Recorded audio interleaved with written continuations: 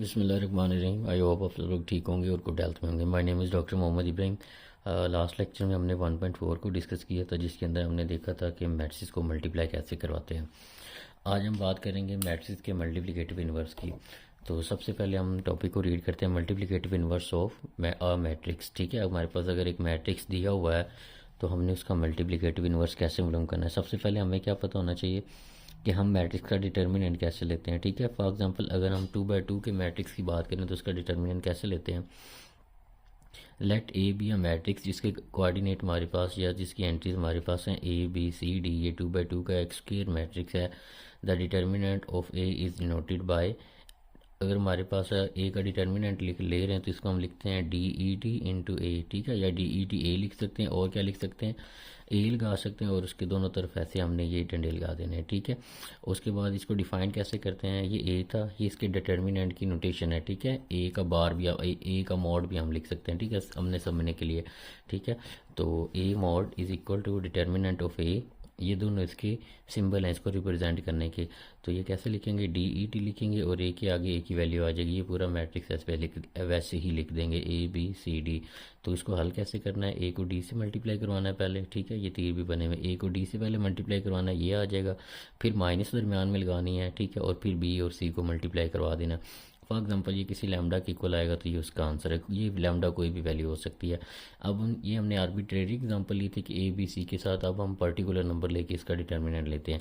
एक matrix B दिया हुआ जिसके कोऑर्डिनेट है 1 1 -2 और 3। इसका डिटर्मिनेंट कैसे डिनोट करते हैं, इस तरह से या इस तरह से।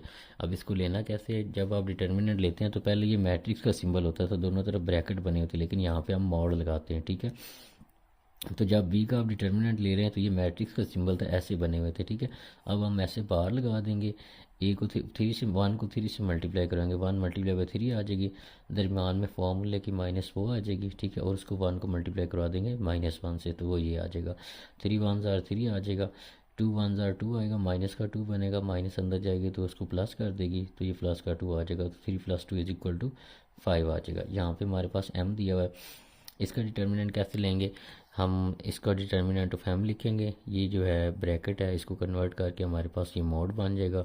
बाकी मैट्रिक्स की जो वैल्यू है वो वैसे ही आ जाएंगे। 2 को 3 से मल्टीप्लाई करवाएंगे, दरम्यान में माइनस लगाएंगे, 1 को 6 से मल्टीप्लाई कराएंगे तो ये आ जाएगा। 2 3 ज़ार करेंगे तो 6 आ जाएगा, -1 मल्टीप्लाई 6 करेंगे तो वो भी -6 आ जाएगा। तो 6 - 6 हमारे पास आंसर क्या आ जाएगा, 0 आ जाएगा। ठीक है, यहाँ पे हमारे पास 2 इंपॉर्टेंट डेफिनेशंस आती हैं, एक सिंगुलर मैट्रिक्स की आती है और एक नॉन सिंगुलर मैट्रिक्स की आती है। Square matrix A is called singular if determinant of A is equal to 0। अगर हमारे पास कोई मैट्रिक्स जो है वो सिंगुलर कब होगा, जब हम उसका डिटर्मिनेंट लें और वो क्या आ जाए, 0। जैसे अभी हमने बी का डिटर्मिनेंट लिया था वो ये है, और ये एक मैट्रिक्स एम था, इसका हमने डिटर्मिनेंट लिया तो इसका आंसर क्या है, हमारे पास 0 आया। तो एम हमारे पास एक सिंगुलर मैट्रिक्स है। ऐसा मैट्रिक्स जिसका डिटर्मिनेंट 0 आ जाए उसको हम क्या कहते हैं, सिंगुलर मैट्रिक्स कहते हैं। तो ये हमारे पास सिंगुलर की एग्जांपल हो जाएगी।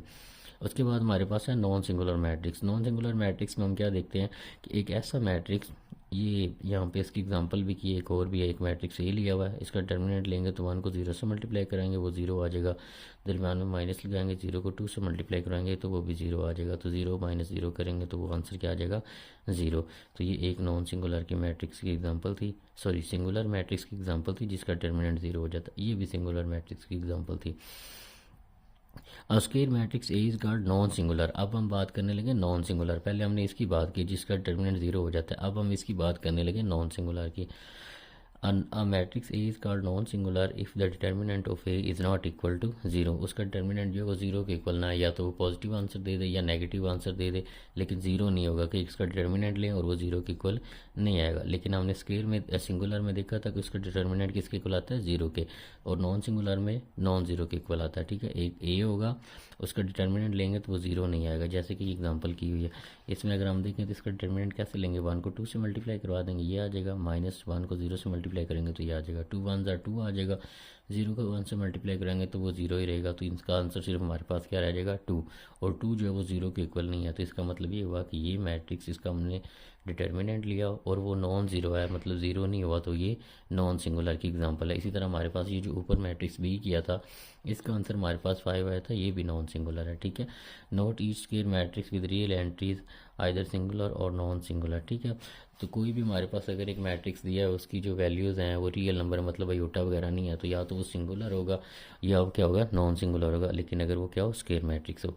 उसके बाद हम बात करते हैं अर्जाइंट ऑफ मैट्रिक्स की। अर्जाइंट ऑफ मैट्रिक्स में हमारे पास क्या होता है, अर्जाइंट ऑफ स्क्वायर मैट्रिक्स ए कैसे लेते हैं। अगर ए बी सी डी दिया हुआ है तो इसका हम अर्जाइंट कैसे लेंगे, is obtain by interchanging the diagonal entries. हम इन डायगोनल एंट्रीज की वैल्यूज़ को जो है वो क्या कर देंगे, चेंज कर देंगे। जहाँ पे ए है वहाँ पे डी आ जाएगा, और जहाँ पे डी है वहाँ पे ए आ जाएगा। और उसके बाद क्या करते हैं, और इन लोगों की लोकेशन चेंज कर देंगे, and change the sign off other entries. जो बाकी एंट्रीज बची हैं दोनों, इनका सिंबल चेंज कर देंगे। ठीक है, कैसे, अगर ये हमारे पास एक मैट्रिक्स दिया हुआ है, ये अर्जाइंट ऑफ ए दिया हुआ है, ये ए है, और इसका अर्जाइंट ऑफ ए को कैसे डिनोट करते हैं, ए डी जे इंटू ए, इस तरह से लिखते हैं। तो अगर ये मैट्रिक्स ए था तो इसका अर्जाइंट कैसे लिखेंगे, A D J A is equal to, कैसे बनेगा, इन दोनों की जगह चेंज कर दें। तो यहाँ पे डी आ जाएगा, यहाँ पे ए आ जाएगा, और इन दोनों के सिंबल चेंज कर देंगे तो ये हमारे पास क्या आ जाएगा, अर्जाइंट ऑफ मैट्रिक्स ए आ जाएगा। ये ए था और ये क्या है, ए का अर्जाइंट है, ये ए का अर्जाइंट हमने लिख लिया। ठीक है, उसके बाद आगे हम चलते हैं। आगे हमारे पास इसकी एग्जांपल जो है दी हुई है। ये हमारे पास मैट्रिक्स ए है 1 2 3 0।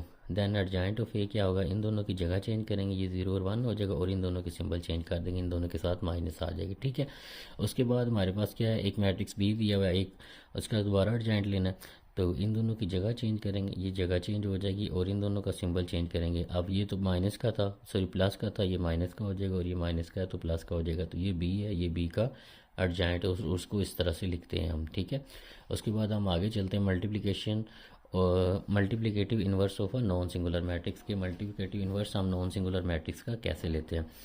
Late A and B two non singular matrix. अब नॉन सिंगुलर है, अब कोई आपसे ये पूछ सकता है कि हमारे पास अगर 2 by 2 का मैट्रिक्स है तो उसका इन्वर्स कब एग्जिस्ट करता है मल्टीप्लिकेटिव। तो आप कहेंगे कि जब भी हमारे पास ये 2 by 2 का मैट्रिक्स है उसका इन्वर्स हमेशा उस वक्त एग्जिस्ट करता है जब उसका जो डिटर्मिनेंट है वो क्या होगा, नॉन सिंगुलर। अब इसकी वजह क्या है, अगर डिटर्मिनेंट हम लें वो 0 आ जाए तो उसका इन्वर्स हमारे पास होल्ड नहीं करेगा। वो कैसे होता है हम अभी देखते हैं।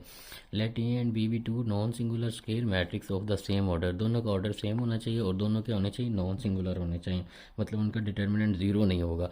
Then A is said to be multiplicative inverse of each other. A and B, sorry, A और बी दोनों को क्या कहेंगे, multiplicative inverse of each other कहेंगे। कब, जब ए को बी से मल्टीप्लाई करवाएं या बी को ए से मल्टीप्लाई करवाएं, उसका आंसर क्या आ जाए, आई के ही इक्वल आ जाए। तो इसका मतलब इन दोनों में से कोई एक मल्टीप्लिकेटिव इन्वर्स है। जैसे हम ए के अंदर 0 मैट्रिक्स को ऐड करें तो ए ही आंसर रहता है, तो इसी तरह जब हम मल्टीप्लिकेटिव इन्वर्स की बात करते हैं तो जब हम ए के साथ उसके मल्टीप्लिकेटिव इन्वर्स को मल्टीप्लाई करवाते हैं तो वो एक आइडेंटिटी मैट्रिक्स देता है। और मल्टीप्लिकेटिव की जो आइडेंटिटी होती है वो हमारे पास आइडेंटिटी मैट्रिक्स होता है। जिस तरह एडिशन के अंदर हमारे पास एडिटिव आइडेंटिटी, हमारे पास जो है मैट्रिक्स के अंदर एडिटिव आइडेंटिटी क्या है, नल मैट्रिक्स है फॉर एडिशन। इसी तरह मल्टीप्लिकेटिव के लिए जो आइडेंटिटी है वो हमारे पास आइडेंटिटी मैट्रिक्स है। ठीक है, जिसके डायग्राम में 1 1 होता है। तो यहाँ से क्या पता चला कि ये ए है, वो अगर मैट्रिक्स है तो बी उसके साथ उसका इन्वर्स पड़ा, तो मतलब ये ए है और ये ए का क्या है, इन्वर्स है, तो इसको हम ए इन्वर्स से डिनोट कर लेते हैं। तो ये ए है, ये ए का इन्वर्स आ गया, is equal to A inverse A. मतलब ए को ए के इन्वर्स से मल्टीप्लाई करवाएं या ए के इन्वर्स को ए से मल्टीप्लाई कराएं, हमेशा आइडेंटिटी मैट्रिक्स आएगा। ओके, तो उसके बाद आगे चलते हैं। Inverse of matrix is possible if and only if matrix is non singular. तो इन्वर्स हमारे पास हमेशा उस वक्त पॉसिबल होगा जब ये क्या होगा, नॉन सिंगुलर मैट्रिक्स होगा। अगर सिंगुलर होगा तो उसका इन्वर्स एग्जिस्ट नहीं करेगा, ये आपने याद रखना है, क्योंकि उसके नीचे 0 बन जाएगी और वो हमारे पास आइडेंटिटी इन्फिनिटी की तरफ मूव कर जाएगा। वो अभी हम देखते हैं। Inverse of a matrix using adjoint. हम मैट्रिक्स का जो है इन्वर्स कैसे लेते हैं, अर्जाइंट को यूज़ करते हैं, तो ये हम देखते हैं। सबसे पहले हमारे पास लेट एम, हमारे पास ये मैट्रिक्स दिया B square matrix, to find the inverse of M such that. इसके मल्टीप्लिकेटिव इन्वर्स को कैसे शो करते हैं, एम की पावर -1 या एम इन्वर्स भी लिख सकते हैं, एम -1 भी कह सकते हैं। Then we determine the inverse of the we find determinant as inverse is possible only if non singular matrix. तो हम इस m का इन्वर्स उसी वक्त पॉसिबल है जब m क्या होगा, नॉन सिंगुलर होगा। तो इसका फॉर्मूला हमारे पास क्या होता है, उसका फॉर्मूला हमारे पास होता है, अगर एक m है हमने उसका इन्वर्स मालूम करना है, तो m माइनस वन जो है, m की पावर माइनस वन, ये ऐसे भी लिख सकते हैं या m का इन्वर्स भी आप पढ़ सकते हैं। m का इन्वर्स जो है वो किसके इक्वल आएगा, हम क्या लेंगे, जो मैट्रिक्स m दिया हुआ है उसका एडजॉइंट ऊपर रखेंगे और नीचे उसका क्या रखेंगे, डिटर्मिनेंट। अब ये बार बार नॉन सिंगुलर की बात कर रहा है, तो हम देखते हैं कि नॉन सिंगुलर इसको क्यों बार बार कह रहा है, क्योंकि अगर हम डिटर्मिनेंट लें और वो ज़ीरो आ जाए तो नीचे ज़ीरो बन जाएगा, इसका मतलब ये पूरी इन्फिनिटी बन जाएगी। तो इसीलिए हमारे पास जो मैट्रिक्स है वो नॉन सिंगुलर होना चाहिए कि उसका डिटर्मिनेंट ज़ीरो नहीं होगा। अगर सिंगुलर लेंगे तो ये यहाँ पे नीचे ज़ीरो बन जाएगा। और ये क्या है, एम के इन्वर्स का फार्मूला है, M inverse is equal to adjoint of M divided by M का डिटर्मिनेंट। तो ये एम पहले हमारे पास एम दिया हुआ है, सबसे पहले आपने एम का डिटर्मिनेंट ले लेना है। तो ये एम का डिटर्मिनेंट लेंगे तो क्या हो जाएगा, A D minus B C आ जाएगा। तो A D minus B C, ये ज़ीरो की इक्वल नहीं आया, ठीक है, इसका मतलब इसका इन्वर्स पॉसिबल है। अब हमने इसका एम मॉड मालूम कर लिया, डिटर्मिनेंट मालूम कर लिया, अब एडजॉइंट मालूम करना है। तो ये हमारे पास एम दिया हुआ था, इसका एडजॉइंट कैसे लिखते हैं, A D J into M लिखते हैं। और इसको कैसे सोल्व करते हैं, इन दोनों की जगह चेंज कर देते हैं और इन दोनों का सिंबल चेंज कर देते हैं, तो ये उसका क्या आ जाएगा, एडजॉइंट। अब इन्वर्स का फार्मूला क्या होता है, एम माइनस वन किसके इक्वल आएगा, एडजॉइंट ऑफ एम, ये ऊपर आ जाएगा और नीचे एम का डिटर्मिनेंट आ जाएगा। यहाँ पे एक बात आपने गौर रखनी, कुछ बच्चे क्या करते हैं, पहले एम का अर्जाइंट ले लेते हैं, ठीक है, और उसके बाद जो अर्जाइंट आता है उसी का इन्वर्स ले, उसी का डिटर्मिनेंट ले लेते हैं। मतलब यहाँ पे एम का डिटर्मिनेंट नहीं लेते, जो ये निकाला हुआ है ना अर्जाइंट ऑफ एम, इसका डिटर्मिनेंट नीचे लिखते हैं। तो ये आपने गलती नहीं करनी। तो इससे बचने के लिए सबसे पहले आप नीचे वाली रकम मालूम करें, हमेशा एम का डिटर्मिनेंट मालूम करें ताकि आपको गलती के चांसेस कम हो सके। तो अब हम इसको हल करते हैं प्रॉपर एक पर्टिकुलर एग्जांपल लेकर। तो ये ए हमारे पास दिया हुआ है, हमने इसका इन्वर्स मालूम करना है। तो अगर हमने ए का इन्वर्स मालूम करना है तो उसका फार्मूला हमारे पास क्या होता है, A minus one is equal to adjoint of A divided by A का डिटर्मिनेंट। तो पहले हम ए का डिटर्मिनेंट मालूम कर लेते हैं। ये ए था, ए का डिटर्मिनेंट कैसे लगाएंगे, इस तरह दोनों तरफ बार लगा देंगे और इधर भी बार लगा देंगे। Two three are, two multiply by three minus six हो जाएगा, तो ये माइनस सिक्स आ जाएगा। दरम्यान में माइनस लगाएंगे, minus one multiply by minus one, तो वो माइनस वन आएगी। और ये फार्मूले वाली माइनस अंदर जब जाएगी तो इसको प्लस वन कर देगी। तो minus six plus one is equal to minus five, और ये does not equal to zero है। इसका मतलब जो ए है वो क्या है, नॉन सिंगुलर। ये ए नॉन सिंगुलर है क्योंकि इसका डिटर्मिनेंट ज़ीरो के इक्वल नहीं आया, ठीक है। अब हम इसका इन्वर्स मालूम कर सकते हैं, तो ये हम इसके नीचे इसकी वैल्यू लिख देंगे, लेकिन हमें एडजॉइंट ऑफ ए हमें चाहिए तो वो हम मालूम कर लेते हैं। तो ए का इन्वर्स किसके इक्वल होता है, adjoint of A divided by A का डिटर्मिनेंट। तो ये हमारे पास ये था, ए का एडजॉइंट क्या मालूम करेंगे हम, इन दोनों की जगह चेंज कर देंगे तो माइनस थ्री और टू आ जाएगा, और इन दोनों का सिंबल चेंज कर देंगे, यहाँ पे प्लस वन आ जाएगा, यहाँ पे माइनस वन आ जाएगा। नीचे ए का डिटर्मिनेंट है, तो ए के डिटर्मिनेंट की क्या वैल्यू है, माइनस फाइव, तो यहाँ पे नीचे फाइव लिख देंगे माइनस के। माइनस फाइव को बाहर रहने देते हैं, इसको वैसे लिख लेते हैं। अब माइनस फाइव को सबके नीचे ले जाते हैं, तो ये माइनस माइनस काट के प्लस हो जाएगा, थ्री बाई फाइव आ जाएगा। ये भी माइनस काट जाएगी, वन बाई फाइव आ जाएगा, और ये भी इसके साथ जाएगा तो माइनस वन बाई फाइव आ जाएगा। और ये जब अंदर जाएगा हमारे पास इसके साथ, तो ये माइनस टू बाई फाइव आ जाएगा। तो ये हमारे पास ए था, सॉरी ये ए था, और ये ए का क्या आया हमारे पास, इन्वर्स आया। अब हमने ऊपर एक रिजल्ट पढ़ा है कि अगर ए हो उसके इन्वर्स से उसको मल्टीप्लाई करवाएं, या ए के इन्वर्स को ए से मल्टीप्लाई करवाएं, तो उसका आंसर हमेशा क्या आता है, आइडेंटिटी मैट्रिक्स आता है। वो भी हम यहाँ पे प्रूव कर लेते हैं। तो ये हमारे पास ए था और ये ए का क्या है, इन्वर्स है। तो हम ए को पहले रखते हैं और ए के इन्वर्स को बाद में रखते हैं, इनको मल्टीप्लाई करवाते हैं, ऐड नहीं करवाना, मल्टीप्लाई करवाना है। तो ए और ए का इन्वर्स आ गया, ये ए की वैल्यू आ गई और ये ए के इन्वर्स की आ गई। अब इसका ऑर्डर टू बाई टू है, इसका भी ऑर्डर टू बाई टू है। पहले के कॉलम और दूसरे की रो सेम है, इसका मतलब ये मल्टीप्लाई हो सकते हैं, ठीक है। तो पहली रो पहला कॉलम करेंगे, टू मल्टीप्लाई बाई थ्री करेंगे तो सिक्स बाई फाइव आ जाएगा, और इसको इसके साथ सॉल्व करेंगे तो माइनस वन बाई फाइव आ जाएगा। तो six by five minus one by five आ जाएगा। अब पहली रो पहला कॉलम हो गया, पहली रो दूसरा कॉलम करते हैं, टू मल्टीप्लाई बाई फाइव करेंगे तो टू बाई फाइव आ जाएगा, वन को इससे मल्टीप्लाई कराएंगे तो माइनस टू बाई फाइव आ जाएगा, ठीक है। अब दूसरी रो दूसरी रो पहला कॉलम, इसको इससे मल्टीप्लाई करेंगे तो माइनस थ्री बाई फाइव, इसको इससे मल्टीप्लाई करेंगे तो माइनस माइनस प्लस आ जाएगा, थ्री बाई फाइव आ जाएगा, डन। उसके बाद इसको इससे मल्टीप्लाई करेंगे तो माइनस वन बाई फाइव, इसको इससे मल्टीप्लाई करवाएंगे तो हमारे पास क्या आएगा, sorry minus six by five आ जाएगा, ठीक है। तो यहाँ पे इसको सॉल्व कर लेते हैं, इनका एलसीएम लेके इसको सॉल्व करेंगे तो नीचे फाइव आ जाएगा, सिक्स माइनस वन करेंगे तो फाइव रह जाएगा, फाइव से फाइव काट जाएगा तो यहाँ पे वन आ जाएगा। ये 2/5 है, ये -2/5 है, काट के 0 आंसर दे देगा। ये हमारे पास -3/5 है, ये +3/5 है, ये भी 0 आंसर दे देगा।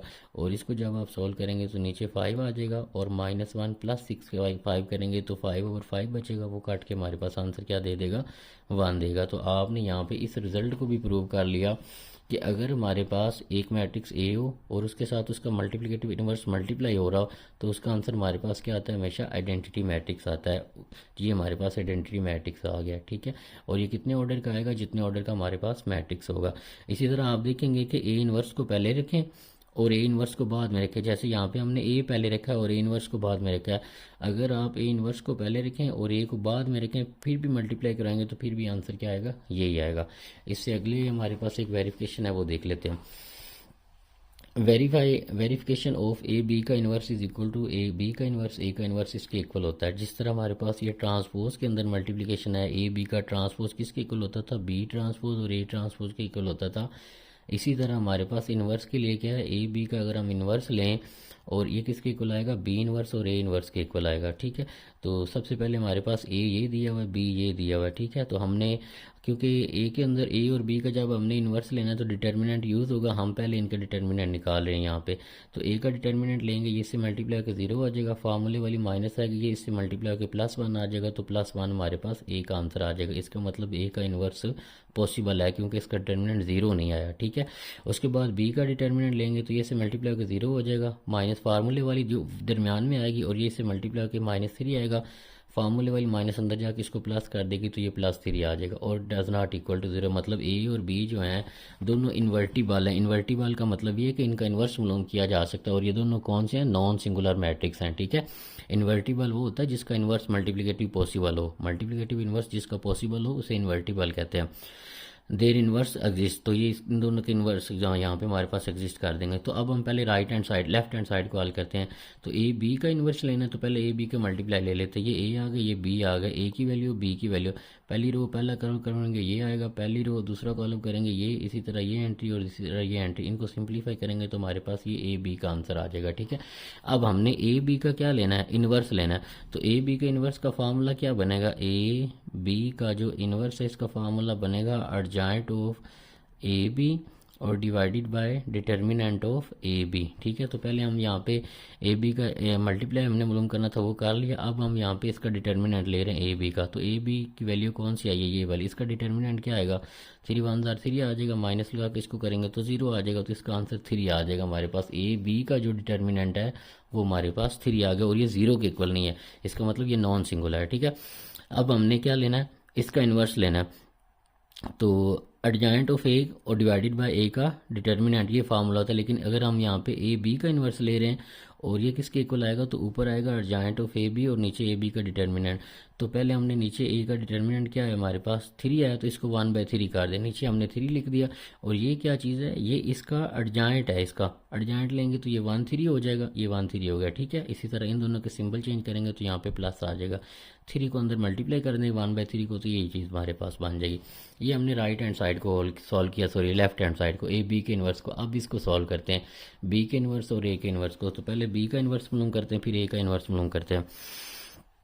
तो यहाँ पे हमने थोड़ा सा डायरेक्ट किया है। बी का जो इन्वर्स है वो क्या बनेगा, ऊपर बी का एडजॉइंट आएगा, तो ये वैल्यू हमारे पास बी की थी, बी का एडजॉइंट क्या बनेगा 2 0, और इन दोनों का सिंबल चेंज कर देंगे तो ये आ जाएगा 1 और -3, और नीचे बी का डिटर्मिनेंट लेंगे तो ये पहले हमने बी का डिटर्मिनेंट निकाला तो ये यहाँ पे नीचे आ जाएगा। इसी तरह ए का इन्वर्स क्या आएगा, पहले ए का एडजॉइंट ले लेते हैं, तो 0 उधर चला जाएगा, 3 इधर आ जाएगा, ठीक है, 0 3 आ जाएगा, और इन दोनों के सिंबल चेंज कर देंगे तो ये माइनस का हो जाएगा, ये प्लस का आ जाएगा। नीचे ए का डिटर्मिनेंट आना था, तो ए का डिटर्मिनेंट हमारे पास क्या आया, वो 1 आया, वो ये नीचे हमने 1 लगा दिया। तो अब हमने क्या करवाना है, बी इन्वर्स और ए इन्वर्स करवाना है, ठीक है। तो ये बी इन्वर्स की वैल्यू आ गई और ये ए इन्वर्स की वैल्यू आ गई। 1 को ख़त्म भी कर दें तो कोई फ़र्क नहीं पड़ेगा, 1/3 को बाहर रहने देते हैं। पहली रो पहला कॉलम करवाएंगे ये, पहली रो दूसरा कॉलम करवाएंगे ये, दूसरी रो पहला कॉलम करवाएंगे ये, दूसरी रो दूसरा कॉलम करवाएंगे, तो ये आ जाएगा। इनको अंदर सिंप्लीफाई करेंगे तो हमारे पास ये फॉर्म बनेगी। और नीचे 1/3 आ रहा था, यहाँ पे भी 1/3 आ रहा है, यहाँ पे भी 1/3 आ रहा है, ठीक है।